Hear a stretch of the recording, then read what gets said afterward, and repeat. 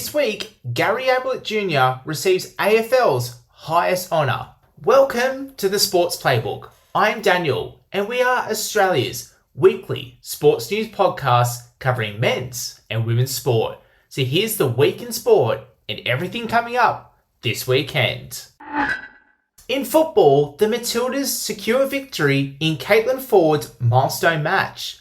In her 150th appearance for Australia, Caitlin Foord lined up for the Matildas, and even better, Foord scored a goal in the 70th minute for the Matildas. The Matildas went on to win the match against Mexico 3-1.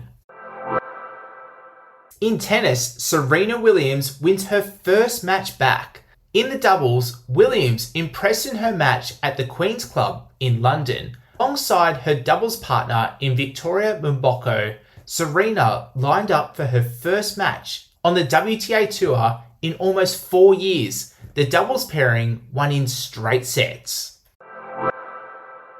In swimming, the Australian team starts to get locked in for the Commonwealth Games.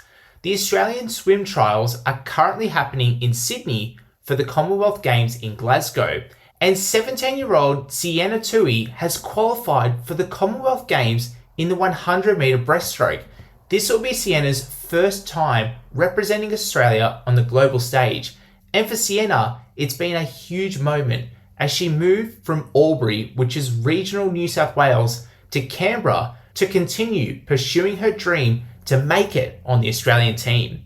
But there are already multiple other athletes that have qualified for the Australian team, including Sam Williamson, Sam Short, Kai Taylor, Kaylee McEwen, Eon Anderson and Jenna Forrester. They are all locked in for the Commonwealth Games in Glasgow. He retired back in 2020 from AFL, and this year was the first year that he became eligible to be inducted into the Australian Hall of Fame. It goes to show how much of a positive impact Ablett had on the sport of AFL.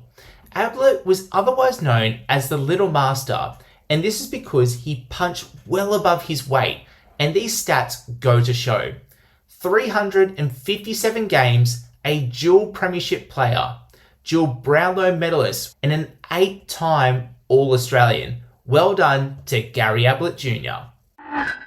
That was this week's big stories. So now it's time to head in to the talking point. And this week's talking point is the New South Wales Blues Origin team. There has been much contention over this team, and as we record this on Wednesday evening, there is still plenty of moves to still be sorted out. Stephen Crichton has been ruled out. On Sunday, he was selected in the team, but has been ruled out due to his AC joint injury. To replace Crichton, Casey McLean comes into the starting team as centre, but what this has done is fundamentally reshuffle the New South Wales Blues team.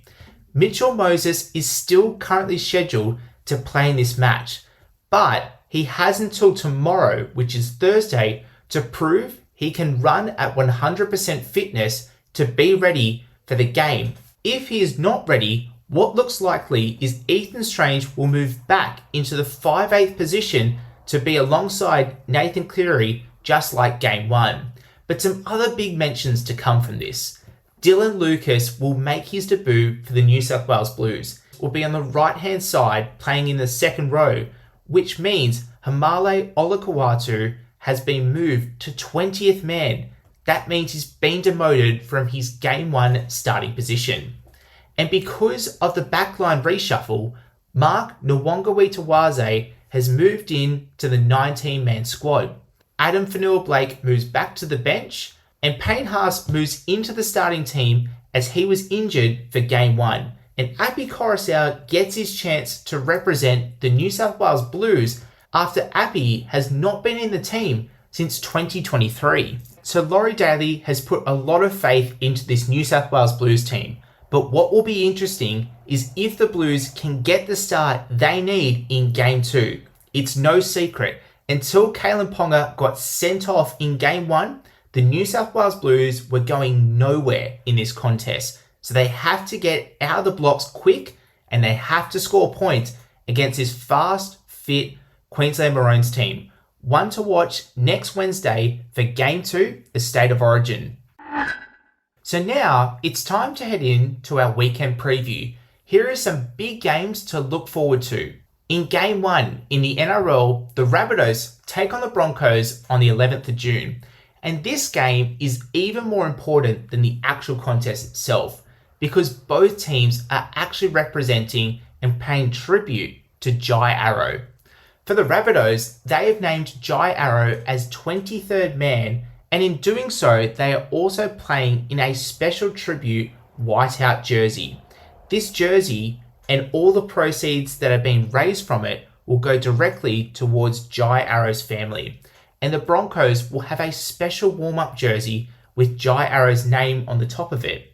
This comes as Jai Arrow used to represent the Brisbane Broncos as his very first NRL club. In the second event, it's Formula 1 and the Barcelona Grand Prix.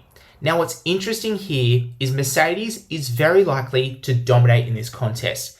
Kimi Antonelli is well and truly running away with this championship.